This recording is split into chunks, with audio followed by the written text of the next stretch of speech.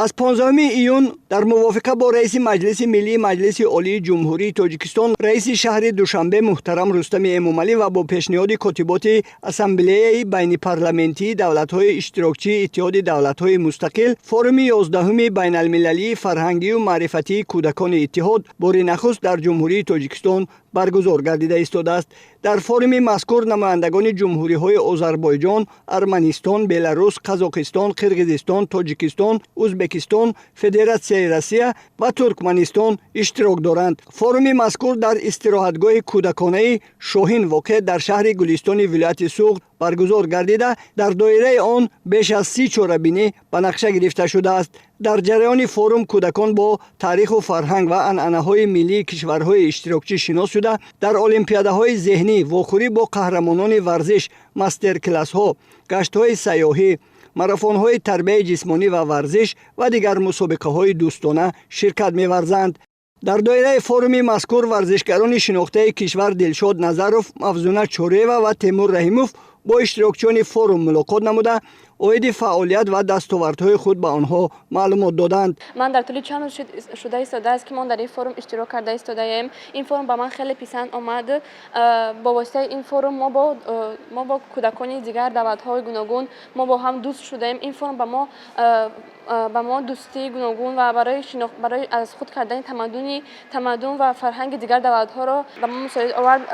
حاضر باشد در این تالار ما با ورزشکاران مشهور تاجیکستان شناس شدیم، با آنها هم صحبت شدیم. گفته شد که ساحه ورزش در هر یک ساختار دولتی نقش کلیدی دارد. کشورهایی که در سمت ورزش انشاءات و انفراساختار بنیاد کردند در مسابقه های جهانی منتظم پرچمشان بالا برداشته شده خود را معرفی می‌سازند.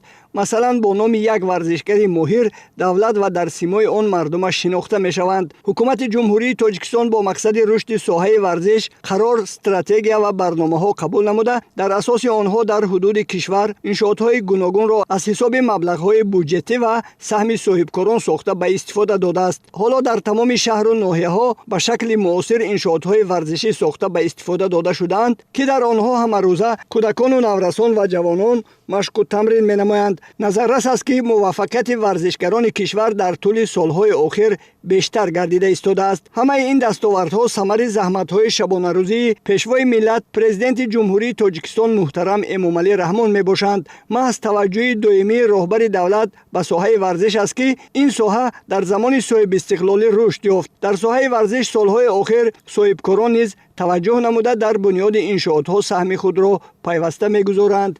در ادامه چاره‌بینی دلشاد نظروف، مفزونه چوریوه و تیمور رحیموف همچنین مربیان فوتبال و اشتراکچیان فورم مستر کلاس نشان دادند.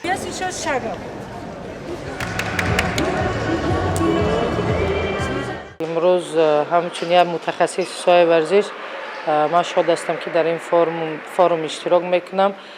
چخیلی که ما دیدیم که جوانان نورسانی که به دولت ما آمدن امروز شاد شدن که از جانب چمپیون بازی المپی و جایزه‌دار بازی المپی مستر کلاس و سخنهای آزاد را شنویدم. پیش از ما سالهای پیش آرزو میکردیم که یک چاره‌بینی یا یک مسابقه بین المللی یا یک فرمای گذارد که دنیا تاجیکستان ما را شناسه. امروز ما میبینیم که این جوانان میدونند که تاجیکستان در کدام سطح قرار دارند و چی از خودشان نشان داده میتوانند. کودکان و نورسان کشورهای اشتراکچی فورم با شوق و هوس بی‌اندازه به مهارت این ورزشکاران توجه نموده همراه آنها مهارت سنجی کردند.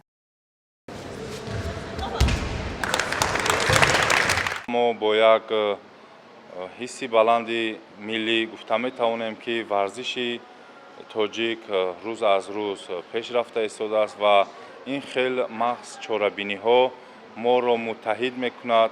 همین ورزش است که ما متحد هستیم و ما نیز مسئولین ساحه تربیت جسمانی و ورزش عهده‌دار از آن هستیم که نسل نورس را، نسل آینده‌دار کشور را در راه با تندرستی، خویشتن‌شناسی و با ورزش مشغول شدن تربیت نماییم. با اشتراکچیان فورم از طرف دلشاد نظروف، مفزونه چوریوه و تیمور رحیموف و مربیان فوتبال ولایت تحفه‌های خاطروی، سر و لباس و لوازمات ورزشی تقدیم کرده شد. مورد به ذکر است که فروم مذکور 23 ایون در شهر دوشنبه ادامه یافته کودکان از یک قطار مؤسسه های فرهنگی پایتخت و پارلمانت جمهوری تاجیکستان بازدید به عمل می‌آورند. هدف برگزاری فروم مکالمه فرهنگی و تقویت رابطه های دوستانه بین نمایندگان نسل جوان کشورهای اتحاد ارزیابی می‌گردد. یادآور می‌شویم که فروم بین المللی فرهنگی و معرفتی کودکان اتحاد شروع از سال 2013 در جمهوری‌های قرقیزستان، فدراسیای روسیه، جمهوری ازبکستان و جمهوری بلاروس